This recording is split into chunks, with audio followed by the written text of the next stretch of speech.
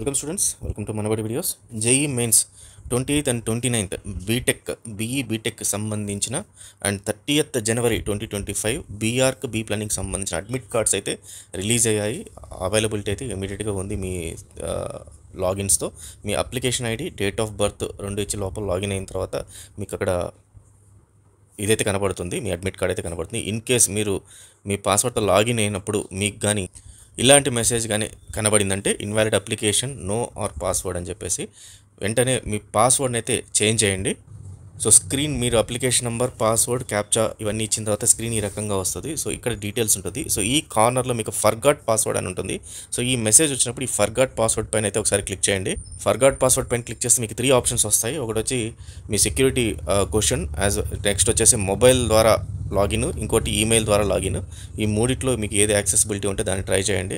So దానికి మీకు OTP వస్తుంది. ఓటీపీ వచ్చిన తర్వాత మళ్ళీ మీరు పాస్వర్డ్ని రీసెట్ చేసుకోవాల్సి ఉంటుంది. సో ఒకవేళ సెక్యూరిటీ క్వశ్చన్ అయితే మీకు ఖచ్చితంగా సెక్యూరిటీ క్వశ్చన్ తెలిసి ఉండాలి, దాని ఆన్సర్ తెలిసి ఉండాలి. అప్పుడు మీకు పాస్వర్డ్ని రీసెట్ చేసుకునే అవకాశం అయితే ఉంటుంది. లేకపోతే ఓటీపీ ద్వారా అయితే ట్రై చేయండి. ఒకవేళ ఆ మెసేజ్ వస్తే మాత్రం ఇది ట్రై చేయండి. లేదా డైరెక్ట్గా మీకు లాగిన్లోనే వచ్చేసిందంటే, ఐడి పాస్వర్డ్ వచ్చేసిందంటే ఇమీడియట్గా మీ హాల్ టికెట్ అడ్మిట్ కార్డ్ని అయితే డౌన్లోడ్ చేసుకోండి. సో ఇమీడియట్గా అయితే డౌన్లోడ్ అయితే ఇన్స్ట్రక్షన్ ఒకటైతే ఇవ్వడం జరిగింది. ఎవరైతే ఈ అప్లికేషన్ అడ్మిట్ కార్డ్ తీసుకెళ్తున్నారో వాళ్ళ QR code and bar code చాలామంది దాన్ని ప్రాపర్గా దానిపైన ఫోల్డింగ్ ఇవి రావడం జరుగుతుంది. దాని ద్వారా చాలామందికి అక్కడ స్కానింగ్ ఇబ్బంది అవుతుంది ఇన్విజిలేటర్కి. కాబట్టి వాటిపైన ఎటువంటి పరిస్థితుల గీతలు కానీ ఫోల్డింగ్ అని ఉండకూడదు అని చెప్పి దీంట్లో ఇవ్వడం జరిగింది మనకు ఈ నోటీస్లో. As well as photo ID, admit card పైన ఉన్న ఫోటో సంబంధించిన సేమ్ దాని రిలేటెడ్ ఫోటోని ఖచ్చితంగా మీరు అక్కడ ఫోటోని పేస్ట్ చేసి అక్కడికి తీసుకెళ్లాల్సి ఉంటుంది. చాలామంది స్టూడెంట్స్ కూడా కామెంట్స్లో అడుగుతున్నారు, మాకు ఆ ఫోటో లేదు, దాన్ని వేరే ఫోటోని మేము రీప్లేస్ చేయొచ్చా అని.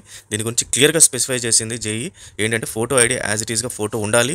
యాజ్ వెల్ యాజ్ మీరు ఏదైతే ఫోటో ఐడి మెన్షన్ చేశారో, అంటే ఆధార్ కార్డ్ మెన్షన్ చేయటమా లేకపోతే ఏదైతే ఐడి మెన్షన్ చేశారో వాటిని తీసుకుని వెళ్ళాలి, అంతే తప్పితే వేరేవి తీసుకెళ్ళడానికి లేదు అని చెప్పి కూడా మెన్షన్ చేసింది. దెన్ సబ్జెక్ట్ రిలేటెడ్ ఇన్స్ట్రక్షన్స్ ఏవైతే స్పెసిఫిక్ ఇన్స్ట్రక్షన్స్ ఇచ్చారో క్వశ్చన్ పేపర్ ఇచ్చినప్పుడు ఆ క్వశ్చన్ పేపర్ సంబంధించిన ఇన్స్ట్రక్షన్స్ చదివి కానీ మీరు క్వశ్చన్స్ని స్టార్ట్ చేయకండి అని చెప్పి కూడా మెన్షన్ చేయడం జరిగింది. అండ్ ఇది నార్త్ ఇండియన్ సంబంధించిన స్టూడెంట్స్ సంబంధించి, సో మోస్ట్లీ మన దగ్గర ఎవరు ఉండకపోవచ్చు మన వ్యూవర్స్, బట్ స్టిల్ ఏంటంటే ప్రయాగ్రాజ్ యూపీలో జరుగుతున్న కుంభమేళకు సంబంధించి అక్కడ జనాలు ఎక్కువ ఉన్నారు కాబట్టి అక్కడ ఉన్న సెంటర్స్ అన్నింటినీ కూడా వారణాసికి షిఫ్ట్ చేయడం జరిగింది అని చెప్పేసి చెప్పడం జరిగింది. సో ఇది ఇప్పుడు కొత్తగా ఇచ్చిన మనకి పబ్లిక్ నోటీసు. సో ఒకసారి స్టూడెంట్స్ అందరూ దాన్ని గమనించుకొని దానికి తగ్గట్టుగా మీరు ఫోటో ఐడిని అలాగే bar code and QR code పైన ఏ గీతలు లేకుండా చూసుకోండి. So all the best students.